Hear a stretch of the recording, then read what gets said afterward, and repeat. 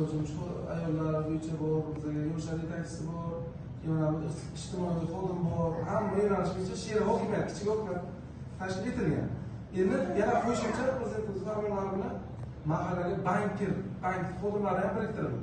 To'g'ridan-to'g'ri kreditga endi bankka borib yurilmaydi-da. She'rning o'zidan harbiylar hamma ish. She'rning o'zida ba'zilari hamma narsa shakllangan. Kelajagida o'z kreditlarini beradi. Shu Alisher ismlari Milliy bankdan biriktirilgan xodim doimiy she'rlar bizlar bilan faoliyat ko'rsatyaptilar. U kishiga yordamchi mahalla agenti biriktirilgan. Uyni ham yurib, kimning ehtiyoji bo'lsa, o'sha ehtiyojlarni ham aniqlab, o'shalar bo'yicha ishlayapmiz hozir. Kredit kerakmi, boshqa kerakmi? Bo'yicha mana bu kreditlari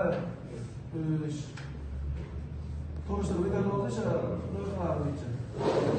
Assalomu alaykum.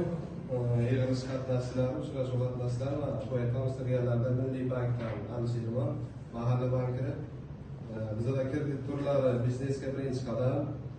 Kichik biznesni uzluksiz qo'llab-quvvatlash bu yuridik shaxslarga, asosiy aholiga shu biznesga birinchi qadam dastur doirasida o'zini-o'zi band qilgan holda 375 ming so'm to'lab 10 million so'mgacha kredit ajratishingiz mumkin. 10 milliondan 50 milliongacha 1,5 yilga 23%dan.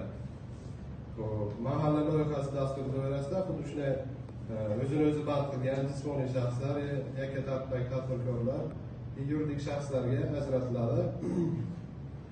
Asosiy vosita sotib olish uchun va aylanma mablag'larni taqdim qilish uchun, to'ldirish uchun 10 million so'mdan 300 million so'mgacha aylanma mablag'larni to'ldirish uchun 3 oy imtiyoz bilan 18 oyga, asosiy vosita sotib olish uchun 6 oy imtiyoz davri bilan 3 yildan 5 yilgacha kredit ajratiladi.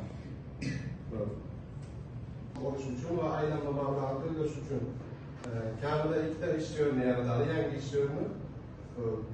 Bazaviy hisoblash miqdorini 1000 baravargacha, ya'ni 375 million so'm 7 yil muddatga beriladi.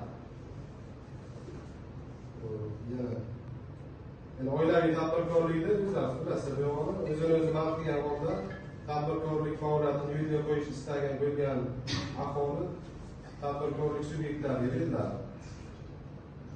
Jismoniy shaxslarga 33 milliongacha 5 yilgacha. Yuridik shaxslarga 300 milliongacha 5 yilgacha.